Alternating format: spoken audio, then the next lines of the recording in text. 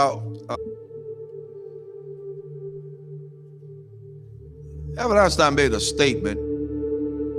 He says that I'm not interested in the phenomenon or that phenomenon. Einstein had said earlier in his life, I want to know the thoughts of God.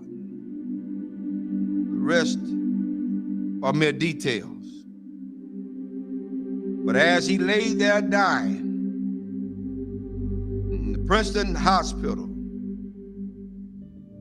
he must have understood that these were secrets that God was clearly keen to hang on to. You know what the secret is? Love. Love. Love.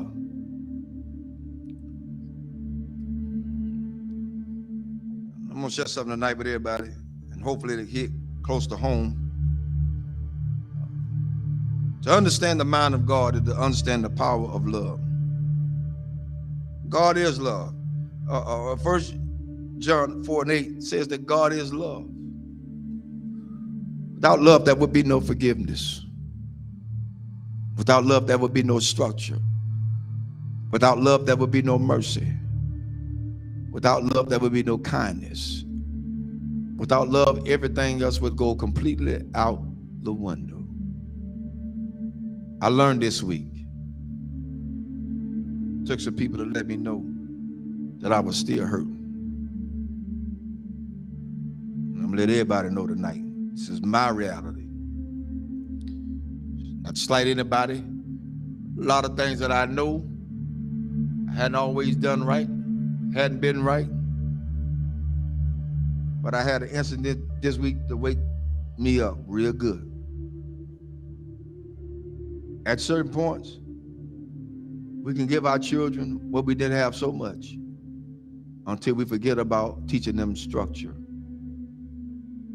This week, I learned at some point you won't be respected. And that's for everybody. You're not going to be respected because they feel the way they feel. They're emotionalized. They're emotional creatures. Therefore, they don't know. But I did the one thing I thought that I would never do. Turn and walk. That's where I was.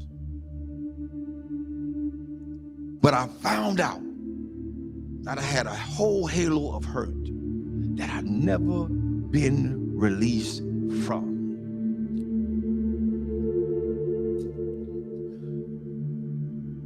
My respect factor has never really been known because I never got it. Never got it. People say they respect you. Say they love you. Where is it? One of the things we got to realize is what we train our children to do, they're going to do it to the fullest extent. If you let them be into your business as adults, then they're going to have all rights and privileges to say what they want to say, not knowing the outcome of what could be. But I learned something. Even though I went through all that hurt and I'm still hurt, that's all right. I don't mind it. I'm going to go through this thing. I'm going to go through it. Because at this point, I don't owe nobody nothing. I owe God himself. For me, I did what I needed to do and walked away. I did what I had to do and walk away. And it ain't easy. It ain't easy trying to do right and you still get damaged. It ain't easy. God help me tonight. It is not easy. It is not easy to be in a place and feel like you're trapped. Because even when you do good, evil is always present. So you have to face the fact. That's why I said a lot of times, I've told people, and I still tell people today, don't hold me up as no God. Because I'm going to fall. And I'm going to make you fall. Don't hold me as no God. I'm gonna make some decisions that folk just is not gonna like. I'm gonna turn over some chairs and some tables that people are not gonna even be able to imagine that whoa, the Reverend did that. Oh, yes, because I'm human. I'm human. I'm human. One thing I learned from all this is that you don't have to stay where you're not welcome. Thirdly, I ain't studying nothing nobody say. I came in this world alone. I'm gonna die alone. So you got to stand for yourself. I'm teaching my children that now, and I'm teaching them that from a distance right now. Because what could have happened didn't. And I love all of them. I love everybody. I love everybody. But there comes a point in your life you got to let go. You got to let go. How long do you have to put up with a lot of stuff? You did your part. You did what you can do. Now it's time to let them go. A lot of parents out there suffering now, and I'm telling all parents out there now, you done did all you could with your child. They're in their adulthood. They think they know it all. They done seen the world. They got more sense than you. Let them go.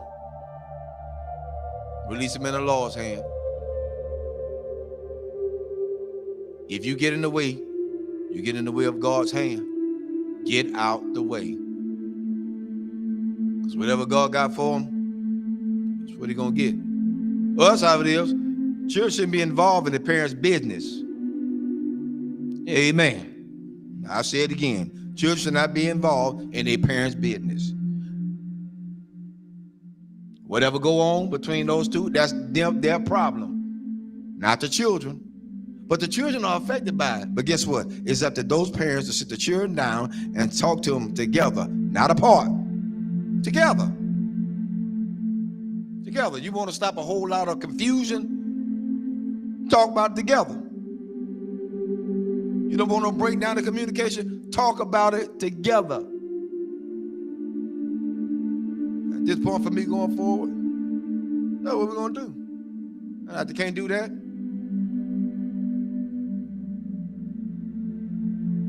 I ain't playing with them.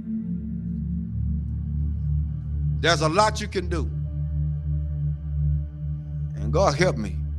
I'm strong as an ox. But the Lord is a protector and a shield from everything. And Lord help me, I got the scars to prove it. Cried many a days. But I ain't got to cry no more. My mind's made up.